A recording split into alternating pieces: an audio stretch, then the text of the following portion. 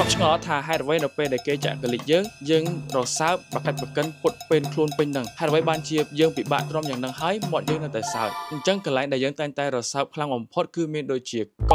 ក្លៀកហើយនិងក្បាលពោះដែលតំបន់ទាំងអស់នេះគឺគេហៅថាជាចំណុចស្លាប់រស់ដែលសារតែនៅពីក្រោមឬក៏នៅពីក្នុងស្បែកតំបន់ហ្នឹងគឺវាសុទ្ធសឹងតែជាអវយវៈសំខាន់ដែលវាមានសរសៃឈាមធំដូច្នេះហើយរាងកាយរបស់យើងបង្កើតប្រព័ន្ធការពារតំបន់ទាំងនោះដោយសារតែវាជាតំបន់សំខាន់អញ្ចឹងនៅពេលដែលមាននរណាម្នាក់មកប៉ះកន្លែងហ្នឹងដោយទំនងជាការវាយប្រហារមកលើយើងឬក៏បង្កគ្រោះថ្នាក់មកលើយើងពេលនោះខួរក្បាលដូចជាប្រកាសអាសន្នអញ្ចឹងគឺមានន័យថាអាសន្នហើយមានគេវាយប្រហារយើងអញ្ចឹងហើយគឺវាបញ្ជាឲ្យយើងបដកម្មរហ័សដោយការពុតពេនខ្លួនរសើបពិបាកទ្រាំដើម្បីការពារចំណុចសំខាន់ទាំងអស់នោះប៉ុន្តែសំណួរមួយទៀតហើយបានជាពេលដែលគេចាក់កលិចយើងពិបាកទ្រាំសឹងអីប៉ុន្តែមាត់យើងនៅតែសើចតែពិតទៅវាគឺជាការវិវត្តមួយកាលពីសម័យបុរាណណាស់មកហើយវាតកតងជាមួយនឹងចិត្តសាស្ត្រនៅពេលដែលគេចាក់កលិចយើងហ្នឹងគឺប្រៀបដូចជាការវាយប្រហារមកលើយើងពួកបាបញ្ជាឲ្យយើងសើចតែការសើចនេះមិនមែនជាការសើចដោយការសប្បាយចិត្តនៅពេលដែលគេចាក់ទេគឺប្រៀបដូចជាការបញ្ជាក់ទៅកាន់អ្នកចាក់កលិចថាយើងចុះចាញ់ហើយឈប់ចាក់ខ្ញុំទៅអញ្ចឹងយើងដឹងហើយមូលហេតុដែលនៅពេលដែលមាននរណាម្នាក់ចាក់កលិចយើង